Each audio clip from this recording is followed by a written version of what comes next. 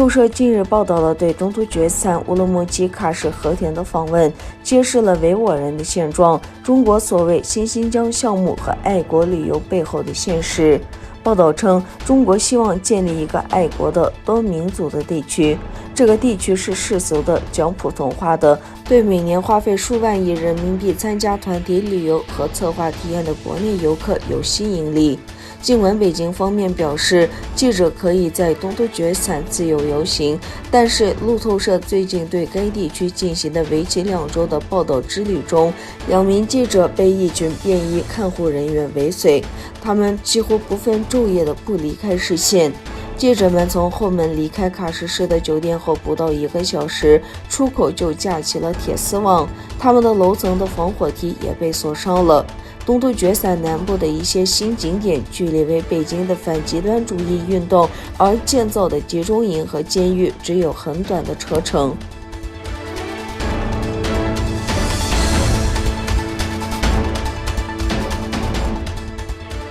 欧洲无党籍参议员派奇克去年底在国会提出动议，要求欧洲政府全面禁止进口涉及削剥维吾尔奴工的产品。今年6月，国会议案审查报告完成。负责审查该议案的参议员外交事务、国防及贸易委员会参照有关维吾尔人被拘押和强迫劳动的证据，进而在议案2读的基研额外提出14项建议，以应中国奴工的问题，并进一步修订欧洲多项相关法律和政策。据欧洲国会资料，派奇克于2020年12月8日向参议员提出海关修正禁止维吾尔人强迫劳动生产制品议案2020动议，并在当天完成2读。参议员随即2天后将该议案交由参议院外交事务、国防及贸易委员会审查。相关立法动议已在国会取得朝野支持，待立法程序完成后，欧洲政府将可以全面禁止涉及剥削维吾尔奴工的中国产品。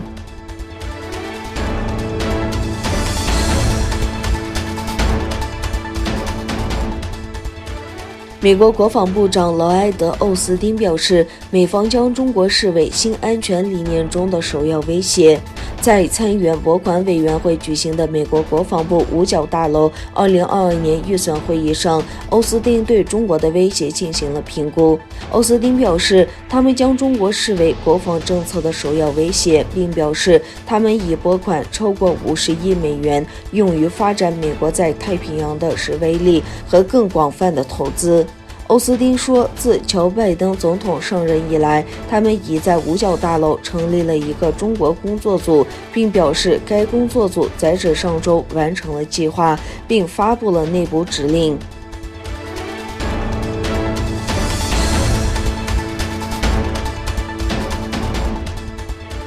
美国总统拜登上周撤销了对前任政府对抖音海外版 TikTok 和微信的禁令，但同时签署了一项新的行政令，要求对可能构成安全风险的国外应用程序进行审查。路透社日前引述知情人士说，新行政令可能会敦促一些中国应用软件提升对个人信息的保护。这项新行政令可能会促使一些中国手机应用程序开发商采取更严格的措施保护私人信息，以便继续留在美国市场。美国商务部可能会发出传票，收集一些智能手机、平板电脑和台式电脑软件的信息，然后就这些软件在美国使用的条件与开发商进行谈判，或者禁用这些软件。